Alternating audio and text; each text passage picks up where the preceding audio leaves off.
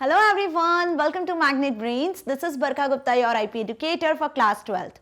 So students, आज इस video में हम क्या डिस्कस करने वाले हैं? आज इस वीडियो में हम class 12th IP chapter number 6 societal impact की एक्सरसाइजेस को डिस्कस करने वाले हैं. यस, सो चैप्टर हमने डिस्कस कर लिया है. होप आपको सारे टॉपिक्स अच्छे से समझ में आ गए होंगे. इसका एमसीक्यूज भी हम डिस्कस कर चुके हैं. आज इस वीडियो में हम एक्सरसाइज को डिस्कस करने वाले हैं. एक्सरसाइज के क्वेश्चंस कहीं ना कहीं बहुत इंपॉर्टेंट होते हैं आपके एग्जाम पॉइंट ऑफ व्यू से, ठीक है, क्योंकि एक्सरसाइजेस में क्वेश्चंस बनते हैं. इस एक्सरसाइजेस से आपके क्वेश्चंस फिलअप के फॉर्म में बन सकते हैं, ट्रू फॉल्स के फॉर्म में बन सकते हैं, एमसीक्यू के फॉर्म में बन सकते हैं. आइदर सब्जेक्टिव टाइप क्वेश्चंस तो इसमें होते ही हैं, राइट. सो बहुत ध्यान से, बहुत केयरफुली इस एक्सरसाइज को आपको समझना है. यदि चैप्टर्स की वीडियो नहीं देखी है तो डिस्क्रिप्शन बॉक्स में लिंक है, वहां से चैप्टर के हर एक टॉपिक को आप इजीली समझ सकते हो. देन आप एक्सरसाइज को फिर अच्छे से समझ सकते हो. ओके, सो चलिए स्टार्ट करते हैं exercise. First question is, after practicals Atharva left the computer laboratory but forget to sign off from his email account. देखो, ये ना एक केस बेस्ड क्वेश्चन है कुछ स्टार्टिंग से, ठीक है. आफ्टर प्रैक्टिकल्स, प्रैक्टिकल के बाद अथर्व एक स्टूडेंट है, उसने कंप्यूटर लैबोरेटरी से बाहर आया बट वो साइन ऑफ करना भूल गया अपने ईमेल अकाउंट को. So later his classmate Rivan started using the same computer. बाद में रिवान ने सेम कंप्यूटर स्टार्ट किया. He is now logged in as Atharv. वो अथर्व की तरह ही वहां पे क्या हो गया, लॉग इन हो गया, क्योंकि उसी के ईमेल अकाउंट से उसने लॉग इन कर लिया. किसने? रिवान ने. Okay, he sends inflammatory email messages to few his classmates using अथर्व's email account. अब रिवान ईमेल अकाउंट चला रहा है अथर्व का, ठीक है, तो वहां से उसने कुछ इन्फ्लेमेटरी मैसेजेस सेंड किए अपने क्लासमेट्स को. Okay, Rivan's activity is an example of which of the following cyber crime. तो रिवान ने क्या किया, पहले तो सही किया या गलत किया? ऑब्वियस गलत किया. एक क्राइम है, किसी और के ईमेल अकाउंट को आप एक्सेस कर रहे हो, चलो ठीक है, बट आप उससे इन्फ्लेमेटरी मैसेजेस, रॉन्ग मैसेजेस आप सेंड कर रहे हो अदर क्लासमेट्स को, तो ये किस तरीके का साइबर क्राइम है, इसका आंसर आपको करना है. तो किस तरीके का साइबर क्राइम है? हैकिंग है, आइडेंटिटी थेफ्ट है, साइबर बुलिंग है या प्लेजरिज्म है? किस तरीके का साइबर क्राइम है? Identity theft. मतलब रिवान अथर्व की आइडेंटिटी के साथ में काम कर रहा है. यहाँ रिवान जो मैसेजेस सेंड कर रहा है, ईमेल्स कर रहा है क्लासमेट को, वो रिवान है, ये उसे पता है, लेकिन किसके ईमेल अकाउंट से, किसकी आइडेंटिटी से काम हो रहा है? अथर्व की ईमेल अकाउंट से काम हो रहा है, राइट. तो किसकी आइडेंटिटी से वो ईमेल्स सेंड हो रहे हैं? रिवान को कौन एज ए अथर्व रिकॉग्नाइज किया जा रहा है. तो यहाँ पे हैकिंग नहीं होगा, साइबर बुलिंग नहीं होगा, प्लेजरिज्म नहीं होगा. करेक्ट आंसर होगा आपका आइडेंटिटी थेफ्ट. ओके, ये आपका एमसीक्यू टाइप क्वेश्चन है. एमसीक्यू में भी हमने डिस्कस किया था, बट ये आपकी एक्सरसाइज का है, तो यहां भी हम डिस्कस कर रहे हैं. Now Rishika found a crumpled paper under her desk. Desk के नीचे ऋषिका ने क्रम्पल्ड पेपर फाउंड किया. She picked it up and opened it. क्या किया उसने? उस पेपर को उठाया और उसको ओपन किया. It contained some text which was struck off thrice. अब वो पेपर उसने उठाया और उसमें देखा कि उसमें कुछ टेक्स्ट लिखा हुआ है, but she could still figure out easily that the struck of text was the email ID and password of the Gravit. और उसमें जो टेक्स्ट था, जिसको देखकर उसको बहुत अचंभा हुआ, उसमें क्या लिखा हुआ था? एक्चुअली उसमें लिखा हुआ था ईमेल आईडी और पासवर्ड. किसका? उसी के क्लासमेट का, ग्रवित का, ठीक है, गर्वित का. Okay, so Which is ethically correct for Rishika to do. तो अब ऋषिका को क्या करना चाहिए? उस क्रम्पल्ड पेपर में जो टेक्स्ट था, उसमें ईमेल आईडी, पासवर्ड था, उसी के क्लासमेट का, उसी के फ्रेंड का, गर्वित का. तो ऋषिका को अब क्या करना चाहिए? इन तीनों ऑप्शंस में से ध्यान से देखो. Inform Garvit so that he may change the password. गर्वित को इन्फॉर्म करना चाहिए ताकि वो पासवर्ड चेंज कर दे. Give the password of Garvit email ID to all other classmate. के सारे क्लासमेट को वो क्रम्पल्ड पेपर दिखाना चाहिए जिसमें ईमेल आईडी और पासवर्ड लिखा हुआ है गर्वित का. Use Garvit password to access his account. या उसको गर्वित का आईडी पासवर्ड यूज करके इसके अकाउंट का यूज करना चाहिए. तो ये दोनों ऑप्शंस तो रॉन्ग है, क्योंकि ये साइबर क्राइम की तरफ इशारा कर रहे हैं कि आप सभी को शो कर दो. मतलब एक तरीके से साइबर बुलिंग जैसा केस हुआ. और यहां पे बात हो रही है कि ग्रवित का पासवर्ड आप क्या कर लो, खुद एक्सेस कर लो, है ना. तो ये आइडेंटिटी थेफ्ट जैसा काम हो रहा है, राइट. तो सही क्या है जो करना चाहिए? उसे ग्रवित को इन्फॉर्म करना चाहिए दैट वो अपना पासवर्ड जल्दी से चेंज करे, ठीक है, क्योंकि कहीं ना कहीं उसकी जो इंफॉर्मेशन है वो लीक हो रही है. तो आंसर क्या हो गया? Answer is a, inform Garvit so that he may change his password. Fine. Now next question is, Suhana is down with fever. Suhana को बहुत फीवर है. So she decided not to go to a school tomorrow. उसने decide किया कि अब मैं कल school नहीं जाऊंगी. ओके, और जनरली बच्चे ऐसा करते हैं, फीवर होता है, स्कूल नहीं जाना होता है, कुछ ऐसी तबीयत खराब होती है तो हम नहीं जाते हैं. Okay, so next day in the evening she called up her classmate. अब वो स्कूल नहीं गई। नेक्स्ट डे उसने अपनी इवनिंग में क्लासमेट को कॉल किया जिसका नाम है Shaurya, and inquired about the computer class. Okay, और उसने क्या इंक्वायरी की उससे, शौर्य से, कि कंप्यूटर क्लास में क्या पढ़ाया मैम ने। ओके, उसके बारे में पूछा। So she also requested him to explain the concept, और साथ में उसने बोला कि मुझे कॉन्सेप्ट भी समझाओ कि क्या क्या हुआ क्लास में। शौर्य ने बोला, ma'am taught us how use tuples in a Python। तो शौर्य ने क्या बताया कि पाइथन में टपल्स का क्या यूज होता है ना, कैसे हम उसको यूज करते हैं, ये मैम ने पढ़ाया। So further he generously said, give me some time, I will mail you the material which you help you understand tuples in Python. Shaurya बोलता है उससे कि मुझे थोड़ा सा टाइम दो, मैं तुम्हें पूरा कंटेंट जो मैडम ने पढ़ाया है वो मेल करता हूं ताकि तुम उस चीज को, टपल्स इन पाइथन को इजीली समझ सको। सो शौर्य क्विकली डाउनलोडेड अ 2 मिनट क्लिप। ध्यान से देखो यहाँ पर, अब शौर्य ने क्या किया, एक 2 मिनट का क्लिप क्विकली डाउनलोड किया from the internet. Okay, explaining the concept of tuples in a Python. Shaurya ने क्या किया, क्विकली 2 मिनट का एक क्लिप इंटरनेट से उठाया, यूट्यूब से या जहां से भी, और उसने उस टॉपिक को डाउनलोड कर लिया। ठीक है, जिसमें ये टॉपिक जो टीचर ने पढ़ाया था टपल्स इन पाइथन वो था। यूजिंग वीडियो एडिटर, अब वीडियो एडिटर पे उसने उस क्लिप को डाउनलोड किया, एडिट किया, ही एडिट द टेक्स्ट। अब वीडियो एडिटर पे उसमें क्या टेक्स्ट एडिट किया उसने, प्रिपेयर्ड बाय शौर्य। क्या लिख दिया उसने कि ये जो वीडियो उसने डाउनलोड किया है वो किसने प्रिपेयर किया है, शौर्य ने। In the downloaded video clip then he emailed the modified video clip to Suhana. फिर उसने सुहाना को वो वीडियो क्लिप, जिसमें उसने ऐसा लिखा कि ये जो वीडियो क्लिप उसने इंटरनेट से डाउनलोड किया वो खुद ने उसने प्रिपेयर किया है, prepared by Shaurya. So this act of Shaurya is example of. अब ये जो शौर्य ने काम किया है ये किसका एग्जांपल है, किस एक्ट का एग्जांपल है। हमने यहाँ पे 3 एक्ट देखे थे, ठीक है, तो उन तीनों में से किसका एग्जांपल है, देखो, फेयर यूज किया क्या शौर्य ने, हैकिंग किया, कॉपीराइट इंफ्रिंजमेंट किया, या साइबर क्राइम किया। यहां पे जो काम किया है ना शौर्य ने वो है कॉपीराइट इंफ्रिंजमेंट। मतलब कि किसी और की वीडियो जिसपे किसी का कॉपीराइट था उसने उसको यूज किया, ओके, यूज किया, एक्सेस किया, बट उसने शेयर भी किया, कैसे, अपने नाम से, कि प्रिपेयर्ड बाय शौर्य। उसने प्रॉपर लिखकर भेजा कि ये वीडियो उसने प्रिपेयर किया, जबकि ऐसा नहीं था ना, तो उसने कॉपीराइट जो एक्ट है उसका उल्लंघन किया। सो क्या हो गया इसका correct answer, that is copyright infringement. Okay, so इसीलिए बार बार मैंने जब आईपीआर टॉपिक आपको पढ़ाया था, इंटेलेक्चुअल प्रॉपर्टी राइट, वहां पे आपको तीनों टॉपिक मैंने बहुत क्लियरली समझाए थे। पेटेंट, ट्रेडमार्क, कॉपीराइट क्या होता है, प्लेजरिज्म क्या होता है, कॉपीराइट इन्फ्रिंजमेंट, ट्रेडमार्क इन्फ्रिंजमेंट क्या होता है। Okay, so after a fight with your friend के साथ फाइट हो गई, you did the following activities. क्या करते हो आप जनरली, आपके फ्रेंड के साथ आपकी लड़ाई हो जाती है तो which of this activities is an example of cyber bullying. अब यहाँ पे कुछ ऑप्शंस इनमें से बताना है, साइबर बुलिंग का कौन सा एग्जाम्पल नहीं है। साइबर बुलिंग समझ में आया, किसी को ऑनलाइन रहकर आप जब हैरेस करते हो, एक्सप्लॉइट करते हो, हंसी उड़ाते हो, मजाक करते हो उसके साथ, ठीक है, ये सब क्या होता है, साइबर बुलिंग के अंदर आते हैं। मतलब चिढ़ाना, all this thing in cyber bullying. Okay, कब, ऑनलाइन रहकर, इंटरनेट पे। तो साइबर बुलिंग का इनमें से कौन सा एग्जाम्पल नहीं है बेटा, क्या बताना है, कौन सा एग्जाम्पल नहीं है, not an example of cyber bullying. You sent an email to your friend with the message saying I am sorry। क्या आप अपने फ्रेंड से लड़ाई हो गई तो आप ईमेल में सेंड करके उसको ऐसा बोलोगे that I am sorry, या फिर आप ऐसा करोगे, you sent a threatening message to your friend से do not call me or talk to me। क्या आप इस तरीके का मैसेज उसे भेजोगे, या you created an embarrassing picture of your friend and uploaded on your account of social networking site। या अपने फ्रेंड की embarrassing सी पिक्चर आप सोशल मीडिया नेटवर्किंग साइट पे अपलोड कर दोगे।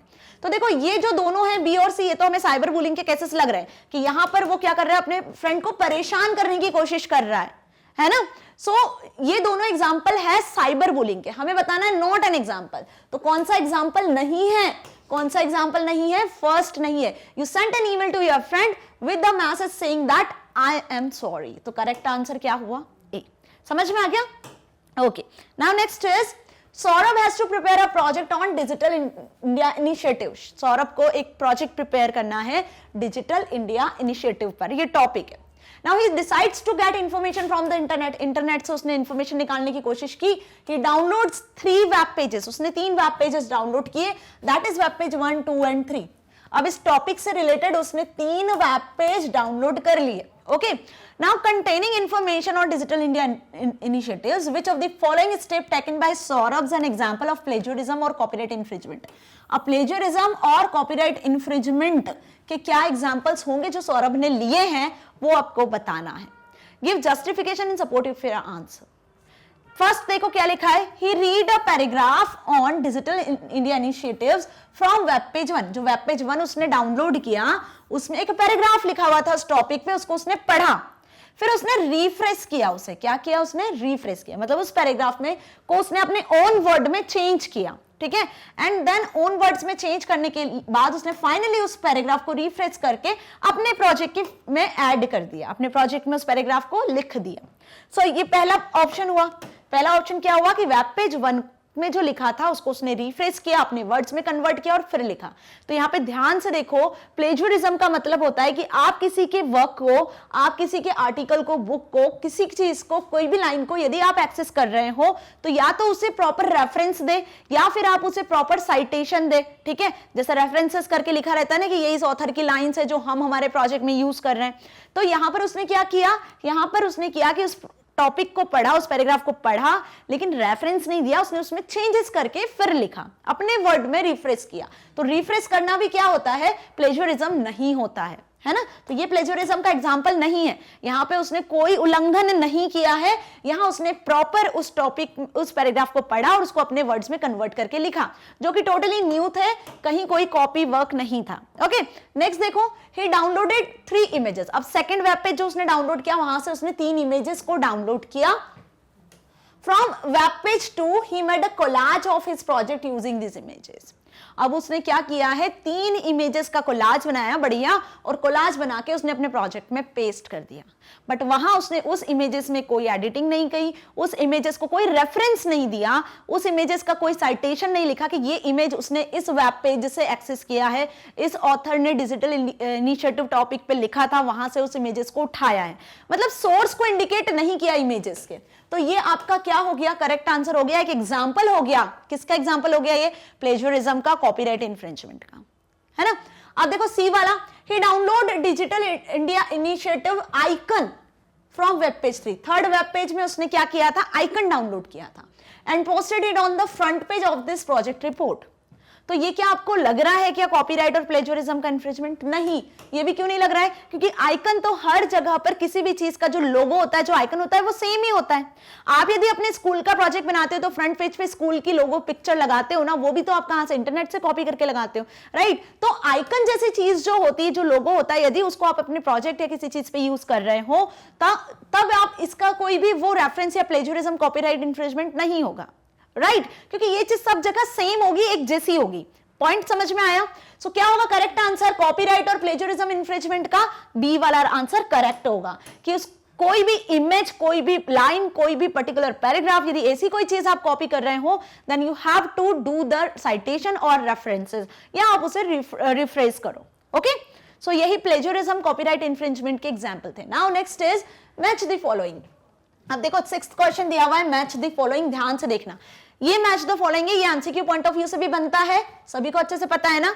आपको कुछ इस तरीके से दे देंगे, ए, बी, सी और डी, ये 4 पॉइंट है, इनको आपको 1, 2, 3, 4 के साथ मैच करना है, या फर्स्ट, सेकंड, थर्ड, फोर्थ भी लिख सकते हो। ओके, अब ऑप्शंस दे दिए, ए का सेकंड, बी का फर्स्ट, सी का 4, डी का 3। एक और ऑप्शन दे दिया, ए का 4th, बी का 2nd, सी का 3rd, ऐसे 4 ऑप्शंस दे दिए। एबीसीडी में जो करेक्ट होगा पेयरिंग, वो आपको टिक मार्क करना है। तो ये क्वेश्चन भी आपके एमसीक्यू में आ सकता है, ध्यान से समझ लो बहुत अच्छे से, ठीक है। अब यहाँ देखो पहला लिखा है प्लेजरिज्म। क्या होता है प्लेजरिज्म? यदि वीडियो देखी है मेरी तो प्लेजरिज्म आप इजीली बता सकते हो, ढूंढ सकते हो इसमें से करेक्ट आंसर। प्लेजरिज्म का मतलब क्या हुआ?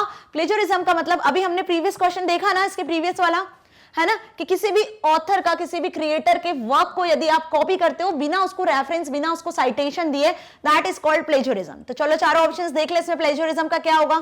फेकर्स बाय ऑफरिंग स्पेशल रिवॉर्ड और money prizes asked for personal information such as bank account information, no.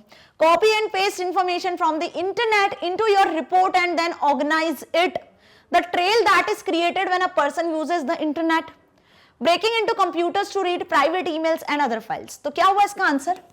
Second हुआ ना कि copy and paste information from the internet into your report and then organise it. अपनी report में आपने बकायदा copy paste करके internet से images लगा दी, टेक्स्ट लिख दिया और उसको प्रॉपर ऑर्गेनाइज कर दिया, बिना कोई रेफरेंस की वो इमेजेस, वो टेक्स्ट आया कहां से, किसका है, किस ऑथर का है, उसको बिना रेफरेंस दिए, तो ये कहलाता है कौन सा एक्ट, प्लेजरिज्म। ठीक है, एक तरीके से फ्रॉड की कैटेगरी में काउंट करते हैं। हैकिंग क्लियर है, हैकिंग वाला वीडियो भी मैंने डिटेल में समझाया है। ठीक है, तो हैकिंग क्या होगा यहां पे बता दो, इन तीनों ऑप्शन में से।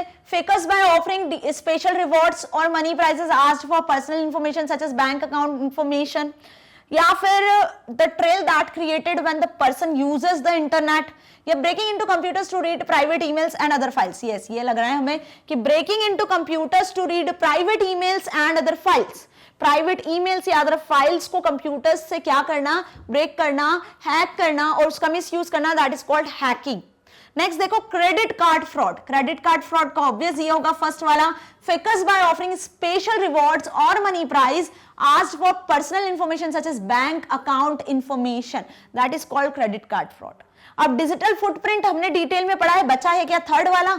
डिजिटल फुटप्रिंट क्या होता है, इंटरनेट पे आप कुछ भी सर्च कर रहे हो, कोई ईमेल सेंड कर रहे हो, अपना अकाउंट आपने क्रिएट किया है, कोई इमेज सेंड कर रहे हो, कोई वीडियो डाउनलोड कर रहे हो, अपलोड कर रहे हो, जो भी काम आप इंटरनेट पे करते हो तो कहीं ना कहीं आपकी आइडेंटिटी, आपका जो डेटा होता है वो लीव रहता है। जैसे आपका कंप्यूटर का आईपी एड्रेस, आपका लोकेशन है ना, वो सारी चीजें वहां पे कहीं ना कहीं एक फुटप्रिंट के फॉर्म में सेव होता है, जिसे डिजिटल फुटप्रिंट कहते हैं। So the trail that is created when a person uses the internet, that is called digital footprint. तो ये चारों ऑप्शंस आपको यहाँ पे समझ में आ गए, फर्स्ट का सेकंड है, थर्ड का फोर्थ है, और इसका क्रेडिट कार्ड का फर्स्ट है और डिजिटल फुटप्रिंट का ये है। ठीक है, अब इसके करेक्ट आंसर्स देख लें, ये हमने एनालाइज किए। ओके, करेक्ट आंसर क्या होंगे, let's see. The answer is this, hacking का हो गया ब्रेकिंग इनटू कंप्यूटर्स, प्लेजरिज्म का copy and paste the information, credit card का fakers by offering special rewards while accessing the credit card details, digital footprint का the trail of created. Okay, समझ में आ गया ये किस तरीके से पूछा जा सकता है, कैसे भी पूछा जा सकता है। ये आपसे डेफिनेशन पॉइंट ऑफ व्यू में पूछ सकते हैं, एमसीक्यू पॉइंट ऑफ व्यू में पूछ सकते हैं, फिलअप के फॉर्म में पूछ सकते हैं इस क्वेश्चन को। सो ये अच्छे से कर लेना। ठीक है, now you got the below shown SMS from your bank quarrying a recent transaction, answer the following. क्या बोला है यहां से आपको, you got a below shown SMS, ये कुछ एसएमएस है, आपको ध्यान से पढ़ना है। Okay, from your bank, bank से क्वेरी के फॉर्म में आपसे आए हैं, आंसर दी फॉलोइंग। पहला एसएमएस है, will you SMS your pin number two the given contact number. ये एसएमएस आया किसी कॉन्टैक्ट नंबर से, क्या इस कॉन्टैक्ट नंबर पे आप अपना पिन नंबर मैसेज करोगे, एसएमएस करोगे? बताओ इसका आंसर क्या होना चाहिए, यस और no. Obvious no.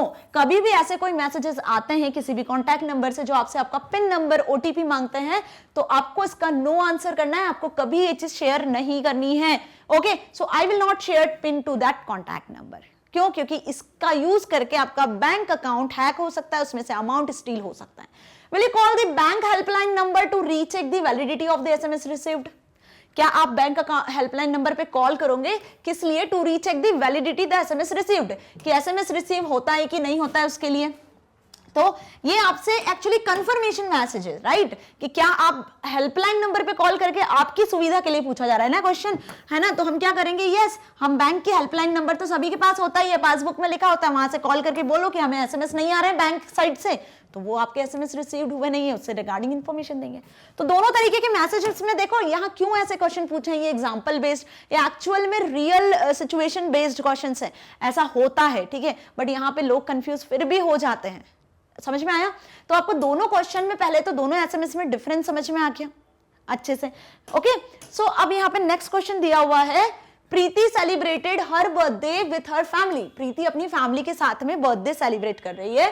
She was excited to share moments with her friend Himanshu. Obvious, सभी बच्चे अपने बर्थडे के लिए बहुत एक्साइटेड होते हैं फ्रेंड्स के साथ में सेलिब्रेट करने के लिए। ओके, सो यहाँ पर वो बहुत एक्साइटेड है अपने फ्रेंड के साथ बर्थडे सेलिब्रेट करने में, like Himanshu. She uploaded selected images for her birthday party on social networking site. अब उसने बर्थडे पार्टी की कुछ इमेजेस हैं जो सोशल नेटवर्किंग साइट पर अपलोड की हैं, so that Himanshu can see them. तो हिमांशु ने उसे देखा भी। आफ्टर फ्यू डेज, कुछ दिन बाद प्रीति की हो जाती है लड़ाई, किसके साथ? हिमांशु के साथ। Okay, now next morning she deleted her birthday photographs from the social media website next morning क्या करती है वो, फिर सोशल मीडिया वेबसाइट से अपने सारे फोटोज उसको डिलीट कर देती है, सारे फोटोग्राफ्स डिलीट कर दिए, so that Himanshu can not access them. अब हिमांशु उसकी फोटोज को नहीं देख पा रहा है। But later in the evening, to her surprise, she saw that one of the image which she had already deleted from the social networking site was available with their common friend Gayatri. जिस time उसने images delete की, उसके next day evening में वो ये देखती है कि उसकी एक फ्रेंड है गायत्री, उसके पास में उसकी एक इमेज थी उन सारी इमेजेस में से, बर्थडे की इमेजेस में से, ठीक है। So she hurriedly inquired Gayatri. अब वो गायत्री से पूछती है, where did you get this picture from, तुमने ये पिक्चर कहां से मिली। सो गायत्री रिप्लाई करती है, Himanshu forwarded this image few minutes back, Himanshu ने कुछ मिनट पहले उसे वो पिक्चर दी है। अब यहां पर ध्यान से देखो, प्रीति ने सोशल मीडिया वेबसाइट्स पर अपनी इमेजेस को पोस्ट किया, पोस्ट करने के बाद उसने कुछ दिनों बाद उन इमेजेस को हटा दिया, डिलीट कर दिया, ठीक है। तो अब इसके क्या चांसेस हो सकते हैं, क्या वो इमेजेस हिमांशु ने उसे दी, या फिर हम बोले कि वो इमेजेस कहीं सेव थी जहां से गायत्री को मिली, है ना। So help Preeti to get the answer for the following questions, give justification of your answer so that Preeti can understand it clearly. So पहला क्वेश्चन ये है, how could Himanshu access an image which I had already deleted. जब प्रीति ने images delete कर दी तो हिमांशु को कैसे मिली, ठीक है।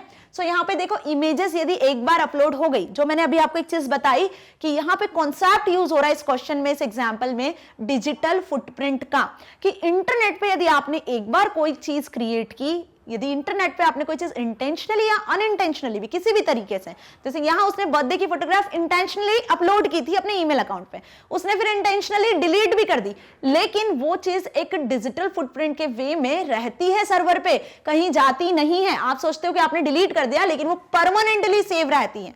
बात समझ में आई, जिसको हम डिजिटल फुटप्रिंट कहते हैं। So images loaded on social networking sites can be saved और डाउनलोडेड और इवन टेक स्क्रीनशॉट्स, है ना। अब इमेजेस के हिमांशु स्क्रीनशॉट्स भी ले सकता था, उस इमेजेस को वो डाउनलोड भी कर सकता था, सेव भी कर सकता था। इन तीनों में से कुछ भी पॉसिबिलिटी हो सकती है, क्योंकि सोशल मीडिया नेटवर्किंग एक ऐसी साइट्स होती है जहां से आप इमेजेस कॉपी, डाउनलोड, सेव करके रख सकते हो, राइट। या फिर can anybody else also access this deleted images, क्या और कोई भी उसकी इमेजेस को एक्सेस कर सकता है। Yes, from the digital footprint, digital footprint का यूज करके उसके ईमेल अकाउंट को ट्रेस करके वहां से आप उन्हें एक्सेस कर सकते हो। साथ ही गवर्नमेंट भी उसे एक्सेस कर सकती है, और कोई अदर एजेंसीज हैं ऑब्टेन दिस लीगली, यदि उन्हें जरूरत है तो वो भी एक्सेस कर सकते हैं। किसका यूज करके, उसके डिजिटल फुटप्रिंट का यूज करके। Okay, so had this images not been deleted from my digital footprint, क्या वो डिजिटल फुटप्रिंट में से डिलीट हो सकती है या नहीं। तो images deleted from social website always remain a part of digital footprint, कि भले ही आपने सोशल वेबसाइट से डिलीट कर दी हो, लेकिन वो डिजिटल फुटप्रिंट के फॉर्म में सर्वर पर सेव है। वहां से कोई भी जो ऑथराइज्ड पर्सन है, जो लीगल वर्क करता है, वो उसे एक्सेस कर सकता है। सो यहाँ पे इस क्वेश्चन को समझाने का पॉइंट ऑफ व्यू सिर्फ इतना था कि इंटरनेट पे केयरफुली आपको काम करना है, जो भी करना है, जो इमेजेस, जो वीडियोस, ऑडियोस, टेक्स्ट मैसेजेस जो भी आप अपलोड करते हो, शेयर करते हो, इंटेंशनली और अनइंटेंशनली, वो सब कहीं ना कहीं सेव होता है। चाहे आप उसे डिलीट कर दो, but it never permanently deleted, because उसकी डिजिटल फुटप्रिंट कहीं ना कहीं क्रिएट होती है जो परमानेंट होती है। Okay, now ninth question is the school offers wireless facility. देखो, ध्यान से देखो, हो सकता है आपके स्कूल में भी हो वायरलेस फैसिलिटी, स्टूडेंट को मिलती है क्या। Okay, so the school offers wireless facilities wifi to a computer science students of class 11th। Okay, computer science students को क्लास 11th के वाईफाई फैसिलिटी दी गई है। For a communication, the network security staff, the school have a registered URL schoolwifi.edu। अब school की जो registered wifi है, URL है, वो क्या है, schoolwifi.edu। बहुत ध्यान से देखो इसको, ठीक है, इस यूआरएल को। अब on 17 September 2017 the following email was mass distributed to all the computer science students for class 11th। Class 11th के सभी बच्चों को ये जो यूआरएल दी हुई है, ये डिस्ट्रीब्यूट कर दी।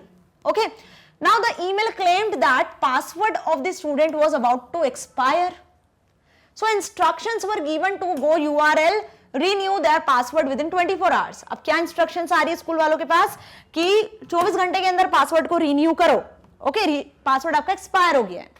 So do you find any discrepancy in this email. इस ईमेल में आपको कुछ लग रहा है कि कुछ ऐसी चीज है जो मिसिंग है, जिसकी वजह से कोई प्रॉब्लम क्रिएट हुई, जिसकी वजह से ये ईमेल रिन्यू करने का मैसेज आया है। Yes, if you look carefully, यदि आप ध्यान से देखोगे, the URL given in the mail has one extra I. क्या URL दी हुई है, ध्यान से देखो बेटा, ये URL में स्कूल वाईफाई में यहाँ पे एक आई एक्स्ट्रा लिखा हुआ दिख रहा है, सो यही डिस्क्रिपेंसी है ना. Okay, so we can obtain this legally if needed, यदि जरूरी है तो हम उसे पहचान ही रहे. Had these images not been deleted from my digital footprint, क्या उसकी डिजिटल फुटप्रिंट से आप इन इमेजेस को डिलीट कर सकते हो स्कूल वाईफाई वाली की. Images deleted from social website always remain a part of digital footprint. वही बताया, फिर से वही बात आ गई कि इमेजेस डिलीट तो हो जाएगी लेकिन डिजिटल फुटप्रिंट के पार्ट में वो सेव रहेगी. Now is the email N example of cyber crime. अब थर्ड क्या पूछा है आपसे कि is the email N example of cyber crime. जो ईमेल आया था इस तरीके से, स्कूल क्या पूछा था, स्कूल wifi.edu है ना, ये डबल आई था यहाँ पे. ये क्या एक साइबर क्राइम का एग्जांपल है, साइबर क्राइम ईमेल आईडी का एग्जांपल हो सकता है. इफ यस, यदि ये हो सकता है, then specify which type of crime is it. ये किस तरीके का क्राइम होगा, जस्टिफाई योर आंसर. सो हम ये मान के चल रहे हैं कि ये स्कूल का एक डमी आईडी है, किसी और यूजर ने क्रिएट कर दिया इस स्कूल वाईफाई को. एक्चुअल जो आईडी है वो है स्कूल वाईफाई, जिसमें सिंगल आई है .edu है ना. तो अब इस ईमेल आईडी को किसी ने कॉपी करके यूज करके उसका दूसरा डमी ईमेल आईडी बनाया हुआ है. तो yes, it is a cyber crime. तो किस तरीके का है, it is an example of fishing. हमने पढ़ा था फिशिंग साइबर क्रिमिनल एक्टिविटी देखी थी, जिसे ईमेल फ्रॉड देखा था कि लोग ऑथेंटिक सोर्स का यूज समझते हैं लेकिन वो ईमेल आईडी सेम तरीके से डुप्लीकेट क्रिएटेड होती है. ओके, सो फिशिंग का ये एक साइबर क्रिमिनल एक्टिविटी होगी where using a similar looking URL and site people are fooled. तो पीपल क्या करेंगे, स्टूडेंट्स क्या सोचेंगे, स्कूल का वाईफाई एड्रेस है, बस इस पे कर लो एंट्री. समझ में आया. सो यहाँ पे क्या हुआ, किस टाइप का अटैक होगा, ये फिशिंग अटैक होगा. Now next is you are planning to go for a vacation. आप वैकेशन पे जाने के लिए प्लान कर रहे हो.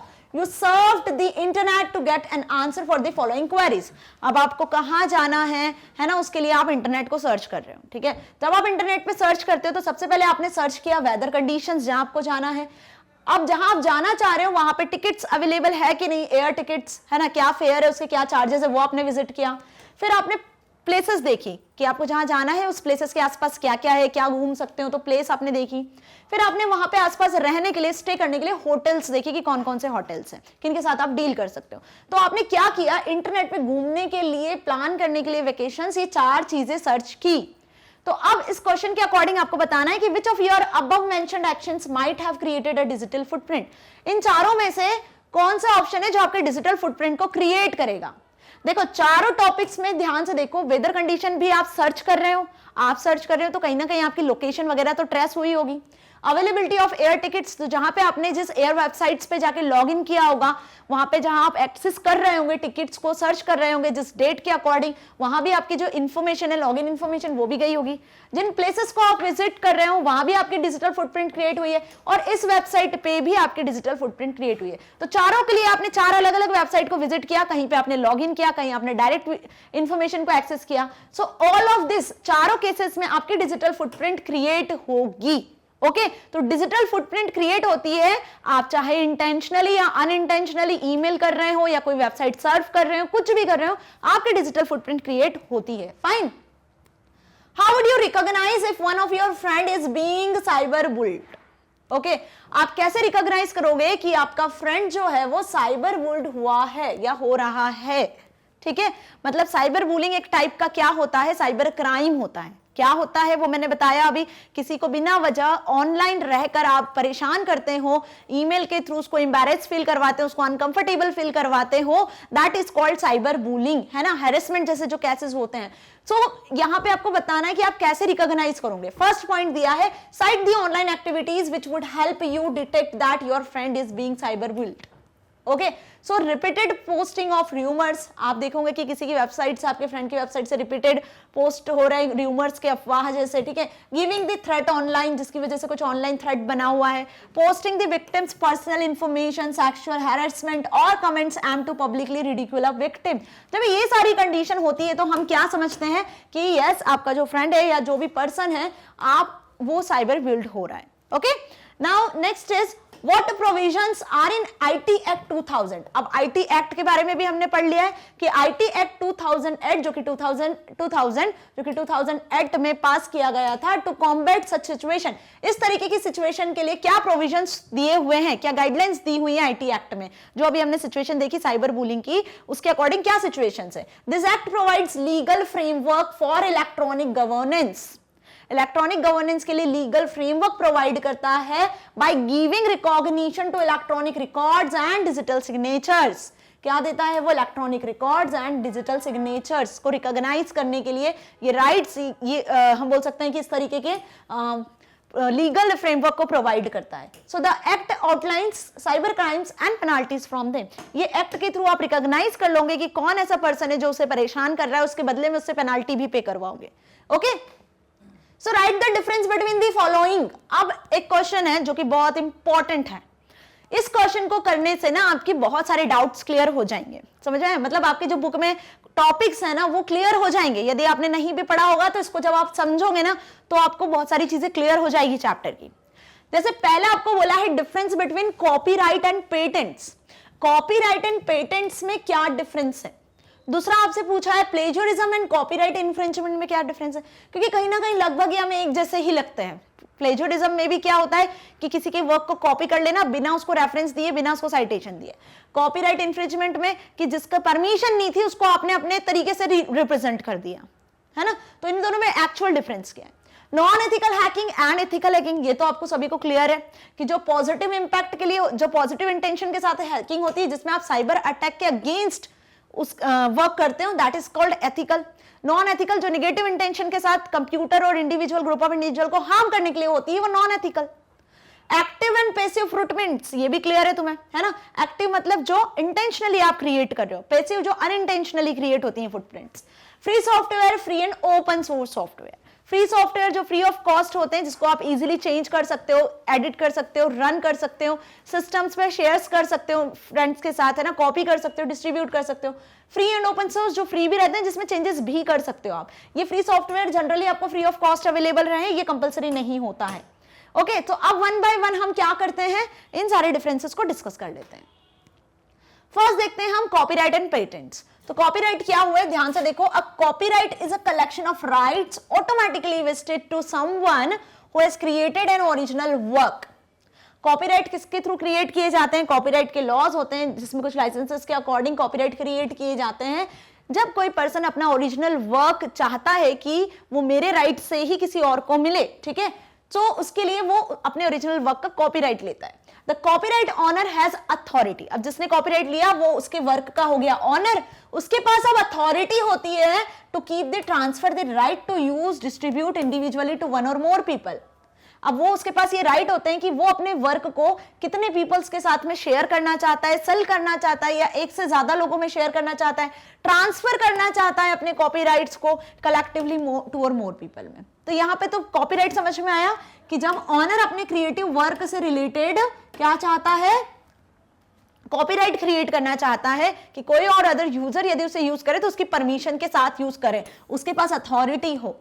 अब पेटेंट क्या होते हैं, पेटेंट होते हैं एक्चुअल में एक्सक्लूसिव राइट्स। क्या होते हैं, exclusive right to the inventor by the government. देखो सबसे पहली बात तो जब कोई इन्वेंटर कोई नई इन्वेंशन करता है, ठीक है, तो उस इन्वेंशन के लिए कि वो इन्वेंशन उसकी है, उस पर उसका राइट होना चाहिए, right.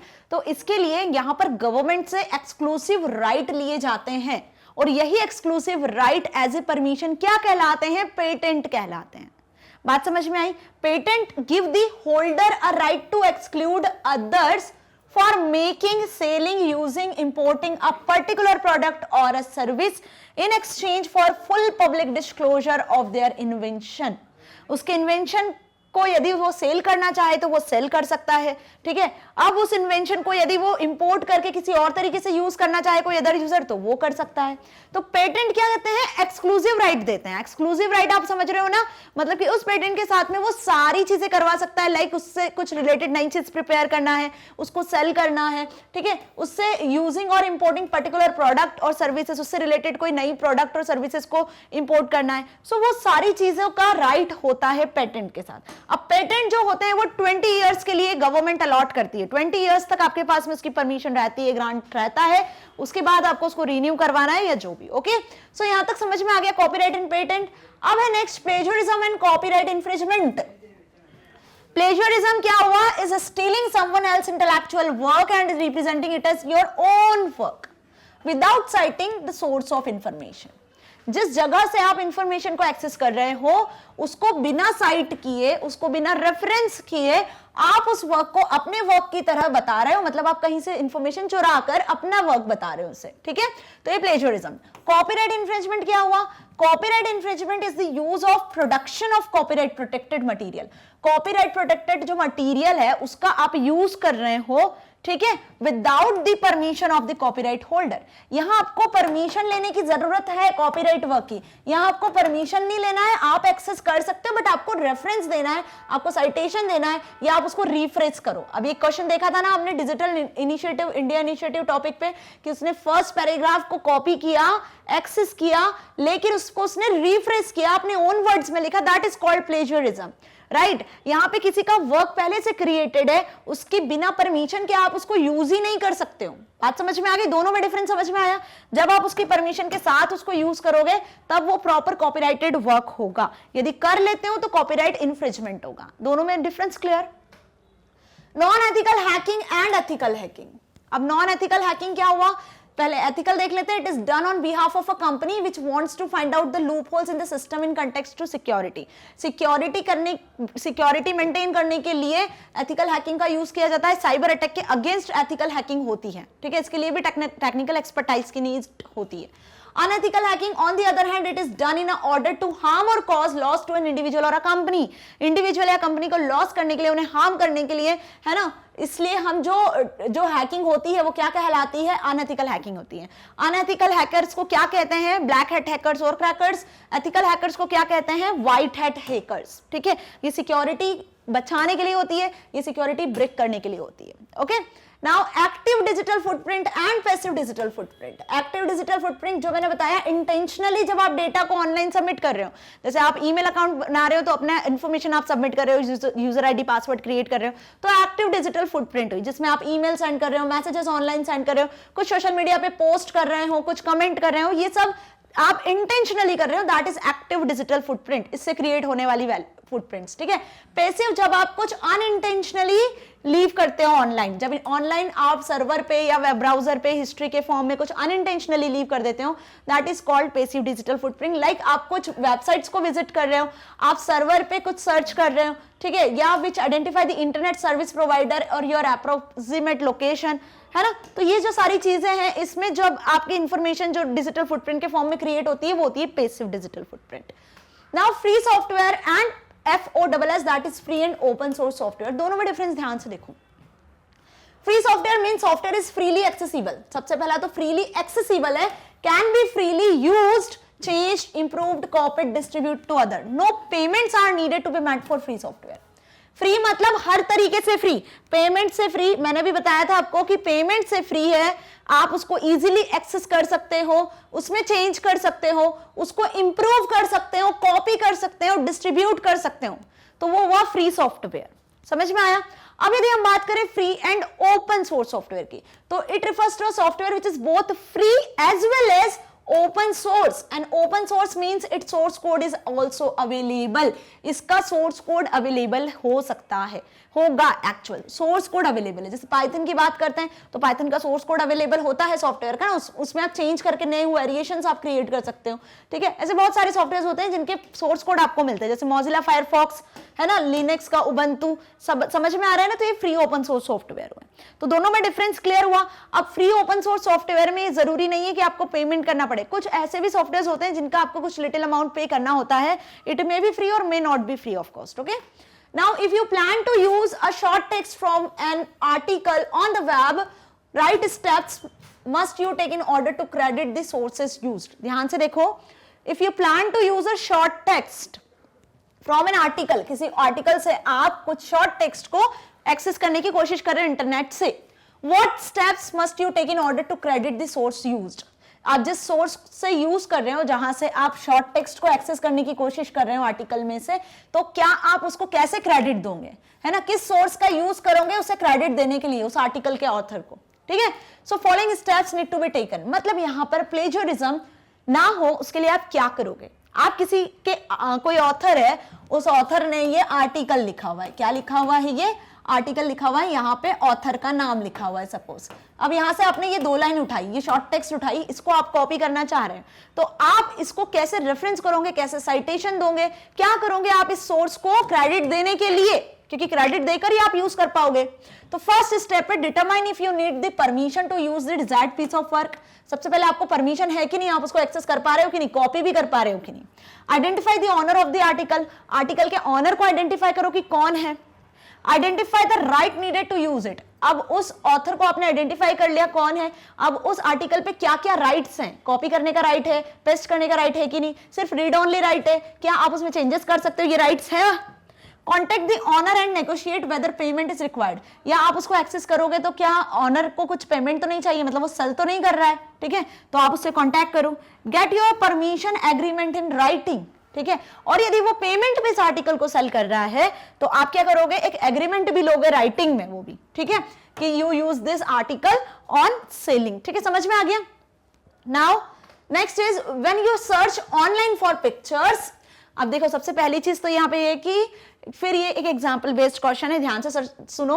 When you search online for pictures, आप पिक्चर्स के लिए ऑनलाइन सर्च कर रहे हो, how will you find pictures that are available in free public domain, how can those pictures be used in your project without copyright violations, बिना copyright violation के आप अपने प्रोजेक्ट में उन पिक्चर्स का यूज कर सकते हो, कैसे आप उन पब्लिक डोमेन से अवेलेबल करवा सकते हो उन पिक्चर्स को।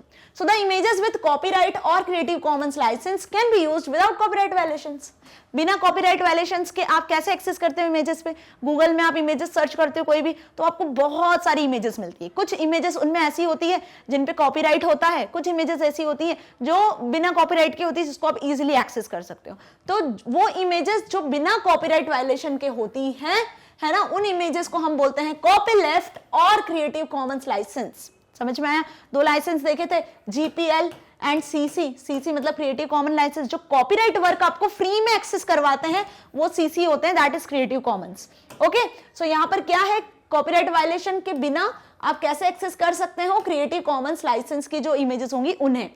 hence we can search for images with such licenses। जब कॉपीराइट वर्क आपको फ्री ऑफ कॉस्ट एक्सेस करने को मिल रहा है, that is called copy left. Now describe why it is important to secure your wireless router at home। आप जिसके घर पे वायरलेस लगा हुआ है, ओके, वायरलेस राउटर से आप एक्सेस कर रहे हो इंटरनेट को, सो डिस्क्राइब करना है कि उसके लिए क्या इंपॉर्टेंट है, क्यों इंपॉर्टेंट है। Search the internet to find the rules to create a reasonable secure password. क्या रूल्स होंगे इंटरनेट पे उस वायरलेस नेटवर्क के पासवर्ड को सिक्योर करने के लिए, क्रिएट करने के लिए। क्रिएट एन इमेजिनरी पासवर्ड, एक इमेजिनरी पासवर्ड आपको अपने घर के राउटर के लिए क्रिएट करना है।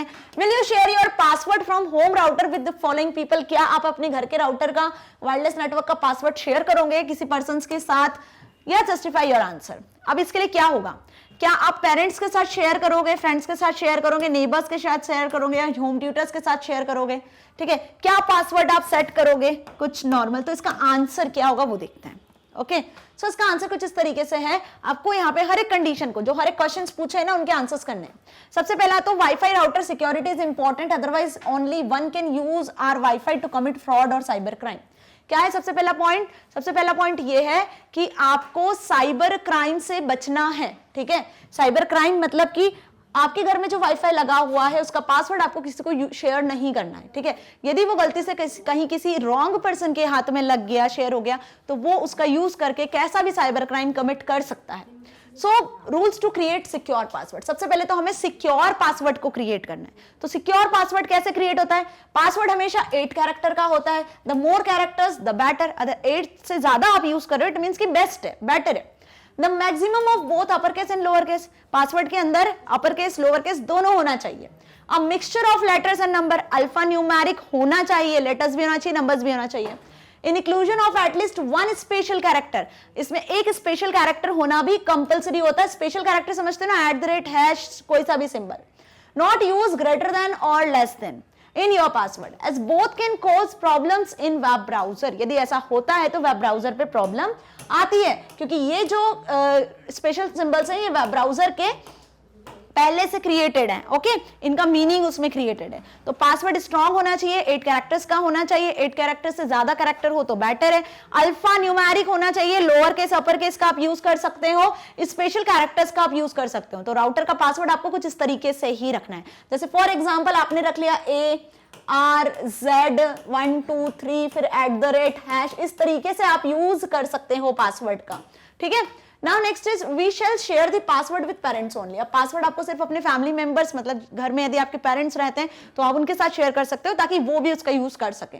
Never share your wifi password to friends. अपने फ्रेंड्स को, नेबर्स को, होम ट्यूटर्स को, ऐसे किसी पर्सन्स को शेयर नहीं करना है। समझ में आया? जो उस पासवर्ड का मिस यूज करके इंटरनेट पे कोई भी क्राइम अटैक कर सकते हैं। बात समझ में आई? मिस यूज कर सकते हैं basically. There is a possibility that someone else also come to know your password। यदि कोई ऐसा पर्सन आता है जो आपका पासवर्ड जानना चाहता है, if you shared in emergency then don't forget to change the password। यदि आपने इमरजेंसी में शेयर कर भी दिया तो आप उसको चेंज करना ना भूलें। मतलब क्या बोलते हैं, स्ट्रॉन्ग पासवर्ड के अंदर बहुत सारी चीजें आती है। Strong password alpha numeric characters, 8 characters से ज्यादा का तो होना ही चाहिए, बट पीरियोडिकली आपको उसको चेंज भी करना है। चेंज क्यों करना है? क्योंकि गलती से किसी हैकर ने या किसी पर्सन ने उस पासवर्ड को हैक भी कर लिया है तो आप उसे टाइम टू टाइम चेंज तो करोगे, राइट? चेंज करने से वो इजीली हैक नहीं होगा, right? Now next is list down the steps you need to take in order to ensure. क्या बोला है? List down the steps you need to take in order to ensure. First है your computer is in good working condition for a longer time. तो इसके लिए क्या करोगे आप कि आपका कंप्यूटर लॉन्गर टाइम तक अच्छे से वर्क करे। सेकंड है smart and safe internet surfing. Smart and safe internet surfing के लिए आप क्या करोगे? तो आपको कुछ यहाँ पे स्टेप्स बतानी है। ठीक है, सो फर्स्ट है your computer is in good working condition for a longer time. Longer time तक आपका कंप्यूटर बहुत अच्छे तरीके से वर्क करे, इसके लिए आपको अपने कंप्यूटर की सेफ्टी को ध्यान रखना है। किसको ध्यान रखना है? अपनी कंप्यूटर की सेफ्टी को। Ensure good health of a computer system, regularly clean it up with the dust of. मतलब आपको डस्ट से अपने कंप्यूटर को बचाना है, इसके लिए इसको रेगुलरली क्लीन करना है। क्लीन करना है तो ऐसा नहीं है कि आप बहुत वाटर से क्लीन कर रहे हो। लिक्विड सॉल्यूशंस होते हैं कंप्यूटर को क्लीन करने के लिए, स्पेसिफिकली फॉर्मुलेटेड होते हैं, उनका यूज करना है। स्क्रीन को क्लीन करते टाइम सॉफ्ट कॉटन के क्लॉथ का यूज करना है। Wipe monitors screen often using the regular microfibre soft cloth, the one used for spectacles. जो हम स्पेक्टिकल्स के लिए यूज करते हैं ना, वही क्लॉथ होता है स्क्रीन मॉनिटर्स को क्लीन करने के लिए। ठीक है, अब देखते हैं keep it away from direct heat sunlight, put in a room with the enough ventilation of air circulation. जहां पे प्रॉपर वेंटिलेशन है, एयर सर्कुलेशन है, वहां पे आपको अपना कंप्यूटर सिस्टम रखना है। हीट से, सनलाइट से डायरेक्ट बचाना है। ओके, तब आपका कंप्यूटर सिस्टम क्या करेगा? एक गुड हेल्थ होगी उसकी, वो अच्छे से वर्क करेगा। अब ये तो हुई उसकी बाहर की सफाई, लेकिन कंप्यूटर के अंदर जो वायरस आते हैं, आप जो फाइल फोल्डर बल्क में सेव करते जाते हो, उससे भी आपका कंप्यूटर डैमेज होने के चांसेस होते हैं। तो उसका भी तो हमें ध्यान रखना है कि टाइम टू टाइम आपको बैकअप लेते रहना है, आपको मेमोरी को फ्री करते रखना है, वायरसेस ना, इसलिए एंटीवायरस को इंस्टॉल करना है, टाइम टू टाइम उसे अपडेट करना है। ऐसे कोई वेबसाइट, ऐसे कोई सॉफ्टवेयर को इंस्टॉल नहीं करना है जो अननोन है, जो आपके सिस्टम को हार्म करें। Understand? So do not eat food और ड्रिंक ओवर द कीबोर्ड या कोई भी अदर डिवाइस के आसपास आपको खाना पीना नहीं है। ओके, इसको अवॉइड करना है। Food crumbs that fall into the gaps between the keys are spilled over liquid can cause issues in the device. यदि कीज के बीच में कहीं भी कोई फूड का पार्टिकल गया तो उसकी वजह से कीबोर्ड जैसे डिवाइसेस खराब होने के चांसेस होते हैं। अब सेकंड है smart and safe internet surfing. Okay, तो वो जो एंटीवायरस वाला पॉइंट था वो इसमें आएगा। Download any from secure websites and official app stores, है ना? जो भी आप एप्स वेबसाइट्स को इंस्टॉल कर रहे हो वो सेफ और सिक्योर हो, वहीं से करना है। मतलब HTTP के साथ आपको S को भी देखना है। यहां पर लगे हुआ एक पैडलॉक साइन, ये लॉक साइन है ना, ये होता है पैडलॉक, ओपन साइन ये नहीं, ये देखना है। दो चीजें, मतलब आप सेफ सिक्योर वेबसाइट का यूज कर रहे हैं। Okay, always type the URLs rather than using a web page or email link. Okay, avoid clicking on unknown link. unknown link पे क्लिक नहीं करना है, जिसको आप नहीं समझते हो, नहीं जानते हो, वो लिंक को बिल्कुल क्लिक नहीं करना है। Use regularly updated antivirus software. Use regularly updated antivirus software. Look for secure URLs with HTTPS while providing data for making payments. Specially payment, क्योंकि वो एक सेंसिटिव वर्क होता है इंटरनेट पे। पेमेंट जब करना, गलती से आप कर किसी और के रहे हो किसी और को गया पेमेंट, तो उस टाइम पे आपको बहुत ध्यान रखना है कि जिस यूआरएल का, जिस सॉफ्टवेयर का, जिस ऐप का आप यूज कर रहे हो वो प्रॉपर है कि नहीं। Avoid using the proxy sites and proxy servers. Okay, so यहाँ पे देखो इतने पॉइंट्स है जो हमने यहाँ पे देखे। एक सेफ और सिक्योर इंटरनेट सर्फिंग के साथ साथ आप कंप्यूटर की कैसे गुड हेल्थ मेंटेन करते हो। 17th question, what is the data privacy? Data privacy क्या होती है? डेटा प्रोटेक्शन टॉपिक देखा, पढ़ा, डेटा प्रोटेक्शन की वीडियो सबने देखी, नहीं देखी हो तो देखो, उस पर बेस्ड है question. Website that you visit collect what type of information about you? Data privacy क्या है, और वो वेबसाइट जिसको आप विजिट करते हो, जहां से आप डेटा कलेक्ट करते हो, तो वो किस टाइप का होना चाहिए information. So data privacy refers the rules about the authorised access of data. Data privacy का मतलब क्या हुआ कि ऑथोराइज्ड यूजर ही एक्सेस करे इंफॉर्मेशन को, डेटा को, that is data privacy. Authorised मतलब जिसको लॉगिन आईडी पासवर्ड पता है सिर्फ वही एक्सेस कर सकता है, तो वही ऑथोराइज्ड यूजर हुआ, तभी आपकी प्राइवेसी मेंटेन रहेगी, है ना। कोई अनऑथोराइज्ड यूजर यदि डेटा को एक्सेस कर रहा है तो प्राइवेसी जैसी चीज नहीं होगी, वहां आपकी प्रोटेक्शन खत्म, है ना। उसे कहेंगे हम illegal work, that is which are all user sites or service providers etc can access or track the data browsing information. Fine. Now next question is websites collect the following information. अब यहाँ पे बोला है कि website जो है वो क्या इंफॉर्मेशन कलेक्ट कर रही है, फॉलोइंग देखो, IP address for the users computer, users location, है ना, जो इसका सेकंड क्वेश्चन था ना, इसका आंसर है website that you visit collect what type of information. तो वेबसाइट से आप किस तरीके की इंफॉर्मेशन कलेक्ट कर रहे हो, IP address of user computer, user के कंप्यूटर का आईपी एड्रेस आप जान सकते हो, उसकी लोकेशन जान सकते हो, information about users of website, for example what user click and how long they spend on a page, ये भी इंफॉर्मेशन आप देख सकते हो कि कितने टाइम तक वेबसाइट को विजिट किया, कितना लॉन्ग उस पेज को एक्सेस किया। Information about browsers and device used to access the site, जो इंफॉर्मेशन आप इसकी भी जान सकते हो कि किस यूजर ने कौन से ब्राउजर का यूज किया है और कौन सी वेबसाइट को कितने टाइम तक एक्सेस किया। Browsing activity across different sites, different site को आपने कब एक्सेस किया, किस सिस्टम से एक्सेस किया, क्या उसकी लोकेशन है, वो सारी information you can collect from the website. Okay, now next is in the computer science class Sunil and Jagdish were assigned the following task by the teacher। क्या बोला है, Sunil and Jagdish were assigned the following task by the teacher. Teacher ने सुनील और जगदीश को task दिया है computer science की class में। क्या टास्क दिया है भैया, ध्यान से देखो। फर्स्ट है, Sunil was asked to find information about India a nuclear power. क्या बोला है, Sunil asked to find the information about India a nuclear power, इस टॉपिक पे इंफॉर्मेशन फाइंड करना है।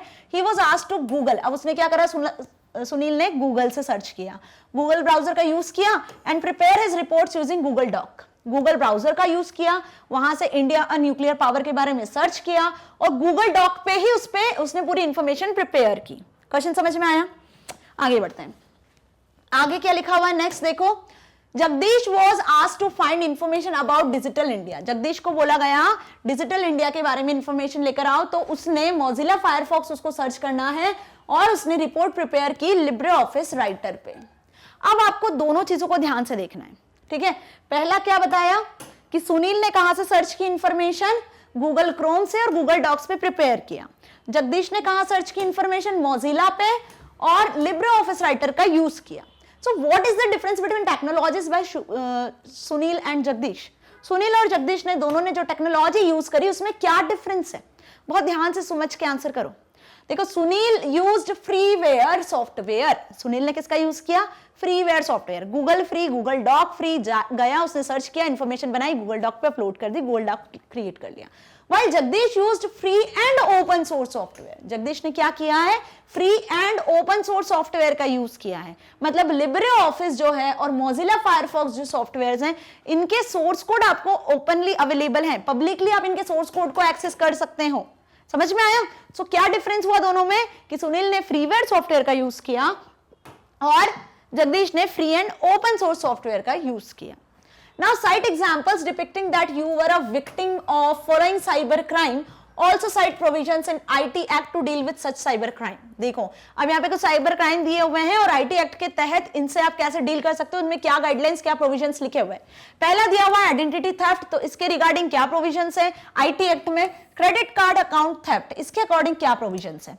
तो आइडेंटिटी थेफ्ट के अकॉर्डिंग क्या है, someone got hold of login and password और social network site and used it troll or cyberbully someone using stolen credentials ठीक है। फर्स्ट आइडेंटिटी थेफ्ट में हमें क्या समझ में आ रहा है कि आईटी एक्ट में इसके अकॉर्डिंग प्रोविजन लिखा हुआ है कि कोई पर्सन यदि किसी ईमेल अकाउंट को एक्सेस करता है, उसके यूजर आईडी पासवर्ड को एक्सेस करता है, या सोशल नेटवर्किंग साइट से उसके यूजर आईडी पासवर्ड को एक्सेस कर लेता है ना, तो इसको कहते हैं हम कि उसने क्रेडेंशियल्स को स्टोल किया हुआ है, that is called identity theft. तो आइडेंटिटी थेफ्ट किसे कहा गया है आईटी एक्ट में? इस एक्टिविटी को। ओके। सेकंड बोला है credit card account theft. Credit card account theft मतलब किसी की बैंकिंग इंफॉर्मेशन को जब आप स्टील कर रहे हो। Someone did fraud shopping after stealing our credit card.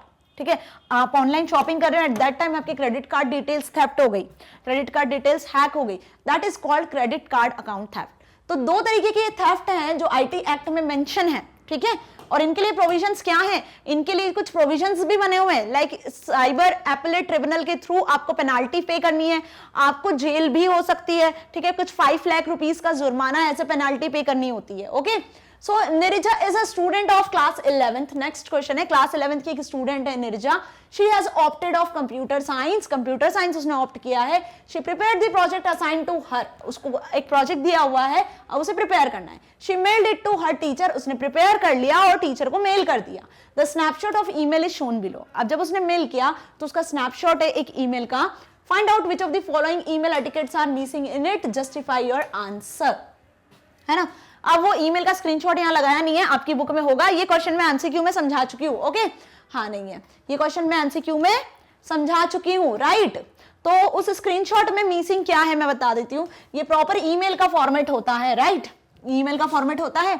अब इस ईमेल के फॉर्मेट में यहाँ पे आपको क्या आता है, टू लिखा हुआ आता है, देन फिर है ना, टू लिखा हुआ आता है, देन सब्जेक्ट लिखा हुआ आता है, राइट, टू सब्जेक्ट। फिर यहाँ पे आपको प्रॉपर साइटेशन देना होता है। ठीक है, देन यहाँ नीचे रिगार्ड्स लिखना होता है, जो भी आपने फाइल अटैच की तो अटैचमेंट भी आपको यहाँ पे शो होता है। कुछ इस तरीके से पूरा ईमेल का फॉर्मेट होता है। तो एक स्नैपशॉट हुआ जो उसने शो किया था अपने टीचर को, वो लगाया हुआ है। अब इसमें उसने बकायदा यहाँ पे ईमेल आईडी लिखी है ना, ये मेंशन है। साइटेशन भी प्रॉपर लिखा है, please find attachment of this and all, ये सब चीजें भी उसने प्रॉपर मेंशन किया है, मतलब प्रॉपर फॉर्मेट पूरा फॉलो किया है ना। रिगार्ड्स में उसने अपना नाम भी लिखा है, बकायदा अटैचमेंट भी किया हुआ है। अब क्या मिसिंग है यहाँ पे ये बताना है। Subject of the mail formal greeting, ये फॉर्मल ग्रीटिंग वाला पार्ट था। ठीक है, और सेल्फ एक्सप्लेनेटरी टर्म्स, मतलब रिगार्ड्स में खुद को भी एक्सप्लेन किया है। Identity of the sender, sender की आइडेंटिटी 2 में मेंशन करते हैं, और रिगार्ड्स, ये सारी चीजें उसने की हुई हैं। इनमें से क्या मिसिंग था वो बताना है आपको। तो मिसिंग था कि उसने सब्जेक्ट मेंशन नहीं किया। ओके, देखना आप इस बुक में दिया है, आपके एनसीईआरटी बुक में है ना। Next, missing email etiquettes ABD, the shown email lacks a valid subject, subject नहीं। Formal greeting are not mentioned like good morning, dear sir, dear friends etcetera. जब आप उसको ध्यान से देखोगे तो वहां पे डायरेक्ट लिखा हुआ था उसमें please find attachment, dear sir, dear ma'am लिख के एक प्रॉपर जो होता है फॉर्मल ग्रीटिंग वो नहीं था। No regards mentioned in the mail, mail में उसने प्रॉपर रिगार्ड अच्छे तरीके से मेंशन नहीं किया। ठीक है, तो ये सारी चीजें इस तरीके से भी आपको आ सकता है, वो देखना आप स्क्रीनशॉट, तो आपको इसका आंसर अच्छे से समझ में आ जाएगा। Now Sumit got good marks in all subject. Sumit को क्या मिले हैं? हर सब्जेक्ट में गुड मार्क्स मिले हैं। ओके, होगा आप सभी को भी गुड मार्क्स आएंगे अच्छे सब्जेक्ट्स में, सभी में। His father gifted him a laptop, उसके पापा ने उसे क्या दिया है? लैपटॉप गिफ्ट कर दिया, क्योंकि उसको बहुत अच्छे मार्क्स मिले।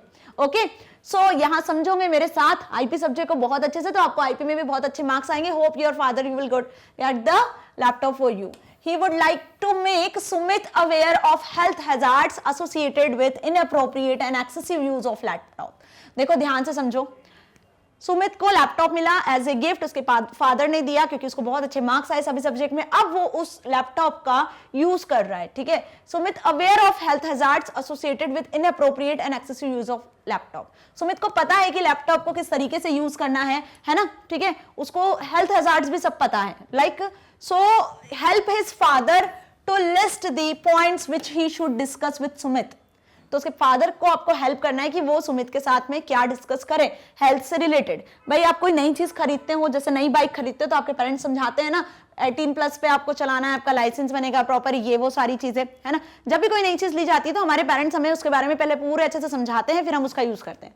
तो यहाँ पे वही सारी चीजें हैं। एक्सेसिव डिजिटल यूजेस में lead to impact on bones and joints, ये हमने पढ़ा था इम्पैक्ट ऑन हेल्थ में, कि जब आप कंप्यूटर्स का, स्मार्टफोन्स का या फिर लैपटॉप्स का, ऐसी चीजों का यूज करते हो तो आपको बहुत केयरफुली होकर उनका यूज करना है। लॉन्ग टाइम तक सीटिंग नहीं करना है, दूर से देखना है। ठीक है, ताकि आपकी आईज पर, आपकी हेल्थ पर अफेक्ट ना पड़े। तो इनसे क्या हो सकता है यदि आप इसको सही तरीके से यूज नहीं करते हो तो आपकी बोन्स जॉइंट्स पे इंपैक्ट होता है, आई स्ट्रेन हो सकता है, स्लिप इश्यूज भी होते हैं, मेंटल हेल्थ इश्यूज भी हो सकते हैं, इंटरनेट एडिक्शन डिसऑर्डर भी हो सकता है यदि आप लॉन्ग टाइम तक लैपटॉप या ऐसी जगहों पे वर्क करते हो तो। ओके सो स्टूडेंट्स, यहाँ पे फिनिश हुए हैं हमारे सारे एक्सरसाइजेस के questions and hope you understand all the questions very well. So यदि वीडियो अच्छी लगी तो इसे लाइक करिए, शेयर करिए, क्योंकि कहीं ना कहीं एग्जाम पॉइंट ऑफ व्यू से एक्सरसाइज वाला जो पार्ट होता है ना वो मोस्ट इंपॉर्टेंट होता है। मैं फिर से कह रही हूँ, इस पर बेस्ड है एमसीक्यूज क्वेश्चंस, किसी भी तरीके के क्वेश्चंस बन सकते हैं। क्लियर? सो यदि वीडियो अच्छी लगी है तो इसे आप YouTube के साथ साथ मैग्नेट ब्रेन्स की ऑफिशियल वेबसाइट से भी एक्सेस कर सकते हो। क्लास 12 आपको यहाँ सिलेक्ट कर लेना है। जैसे क्लास 12 सिलेक्ट करोगे तो आ जाओगे सब्जेक्ट के लिस्ट पर। यहाँ पे सिलेक्ट कर लेना अपना subject and select the watch now. जैसे वॉच नाउ पे क्लिक करोगे तो सब्जेक्ट की प्लेलिस्ट पे आ जाओगे, जिसमें सारे वीडियो, लेक्चर, प्रैक्टिकल के साथ एक सिक्वेंशियल ऑर्डर में अरेंज मिलेंगे आपको, जैसे आपकी बुक में दिए हुए हैं। तो कहीं किसी प्लेटफॉर्म पे जाने की जरूरत नहीं है, जिस भी वीडियो में डाउट है इस तरीके से वीडियो प्ले होगा। सो स्टूडेंट्स, मैग्नेट ब्रेन्स आपको 100% free of cost education provide कर रहा है, ताकि आप अपने एग्जाम में बहुत अच्छे मार्क्स को स्कोर कर सकते हो और अपनी लाइफ में कुछ बहुत अच्छा अचीव कर सकते हो। सो मिलेंगे नेक्स्ट वीडियो में नेक्स्ट चैप्टर के साथ। तब तक के लिए stay here, stay happy. Thank you so much.